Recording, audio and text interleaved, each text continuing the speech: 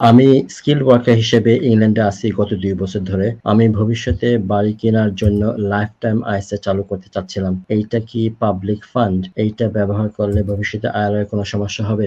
আমরা না। একটা করে উত্তর দিই। আইসার ফার্স্ট কথা কি? You can use a lifetime ISA individual savings account. এটা হচ্ছে একটা ইন্ডিভিজুয়াল সেভিংস অ্যাকাউন্ট হিসেবে সরকার ঘোষণা করছে। সরকারের কোনো সময় পাবলিক ফান্ড বলেনি। এটা একটা সেভিংস অ্যাকাউন্ট হিসেবে আসবে। আপনার টাকা আপনি ইনভেস্ট করবেন। এখানে পাবলিক ফান্ডের কোনো বিষয় নেই।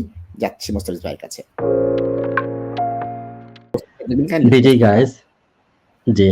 আমি স্কিলড ওয়ার্কার হিসেবে ইংল্যান্ডে আছি গত ২ বছর ধরে। আমি ভবিষ্যতে বাড়ি কেনার জন্য লাইফ টাইম আইসা চালু করতে চাচ্ছিলাম। এইটা কি পাবলিক ফান্ড? এইটা ব্যবহার করলে ভবিষ্যতে আয়ের কোনো সমস্যা হবে? আমার জানা মতে এটা পাবলিক ফান্ড আমরা না। একটা করে উত্তর দিই। না, না, না, এটা আমি আচ্ছা, দেখিয়ে দিই। মুস্তাফিজ ভাই, আচ্ছা। মুখে বলার থেকে চোখে দেখাটা ভালো না? আমরা বিডি গাইস, আপনার নামটা জানি না। বিডি গাইস আমি ধরে নিচ্ছি বাংলাদেশের একটা ছেলে এই নাম দিয়েছেন। আমরা চলে গেলাম। ওনার কোশ্চেনটা যদি একটু নামাই দেয় তাহলে সুবিধা। আমরা একটু ওয়েবসাইটে যাই আর প্রশ্নটা নামাই দেন। প্রশ্নটা একটু নামিয়ে দেন, নাহলে দেখা যাচ্ছে না। প্রশ্নটা যদি সরিয়ে দেয়, হ্যাঁ এইবার ঠিক আছে। আচ্ছা, কে দেখাচ্ছে? gov.uk, এটা রাশেদুর রহমান বা মুস্তাফিজুর রহমানের প্রতিষ্ঠান না, টিভি থ্রিও না, বেনেকো না। gov.uk লাইফ টাইম আইসা ফার্স্ট কথা কি? You can use a lifetime ISA individual savings account. এটা হচ্ছে একটা ইন্ডিভিজুয়াল সেভিংস অ্যাকাউন্ট হিসেবে সরকার ঘোষণা করছে। সরকারের কোনো সময় পাবলিক ফান্ড বলেনি। সুতরাং এটা একটা সেভিংস অ্যাকাউন্ট হিসেবে আসবে। আপনার টাকা আপনি ইনভেস্ট করবেন। এখানে পাবলিক ফান্ডের কোনো বিষয় নেই। যাচ্ছি মোস্তাফিজ ভাইয়ের কাছে। জি, রাশিদ ভাই, পাবলিক ফান্ড নেওয়ার জন্য আমি যতটুকু জানি এলিজিবিলিটি একটা কোয়েশ্চেন আছে, যে আপনার income, most of the public fund মনে হয় আমার যতটুকু জানি ইনকাম রিলেটেড ব্যাপার। এইখানে হ্যাঁ, লাইফ টাইম এটা আসলে ইনকামের সাথে জড়িত না, বা গভর্নমেন্টের ওই ধরনের কোনো ইনসেন্টিভ না যেটা আপনার ইনকামের সাথে রিলেটেড। বরং গভর্নমেন্ট যে আপনার প্রপার্টি কেনার জন্য এনকারেজ করতেছে, এটা এক ধরনের সেভিংস অ্যাকাউন্ট। গভর্নমেন্টের এখানে লাভ আছে, কারণ এই স্কিমে যখন টাকা রাখতেছেন আপনি, টাকাটা কিন্তু আপনার জমা হইতেছে, এবং খুব লিমিটেড, আমি বলবো খুব প্রবাবলি লেস দেন 1% মেবি কেউ এখান থেকে হয়তো টাকা উইথড্র করে অন্য পারপাজে ইউজ করতে পারে। তো এই যে এখানে যা টাকাটা রাখতেছে তারা কিন্তু প্রপার্টি কেনার জন্য রাখতেছে। এই টাকাটা যে জমা হচ্ছে, ব্যাংক কিন্তু এটা ইউজ করতে পারতেছে for any sort of investment, pension fund বলেন, property investment, whatever investment issue আছে, এই ফান্ডটা কিন্তু ইউজ হইতেছে। তো তাদের কিন্তু একটা ক্যালকুলেশন থাকে যে প্রতি মাসে কত টাকা জমা হইতেছে, আর প্রতি মাসে কতজন অ্যাকচুয়ালি এখান থেকে টাকাটা নিয়ে বাড়ি কিনতেছে।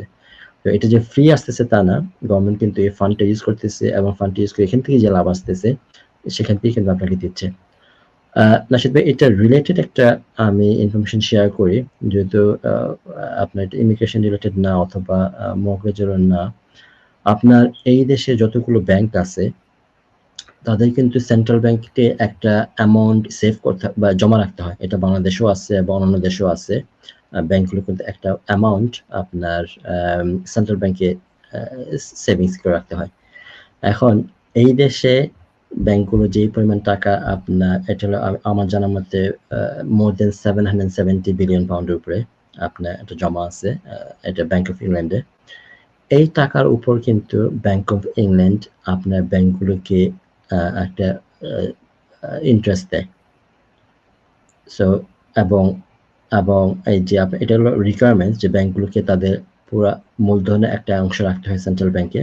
আবার যে অ্যামাউন্টটা সেন্ট্রাল ব্যাংকে রাখতেছে সেটার উপর কিন্তু তারা একটা ইন্টারেস্ট পায়।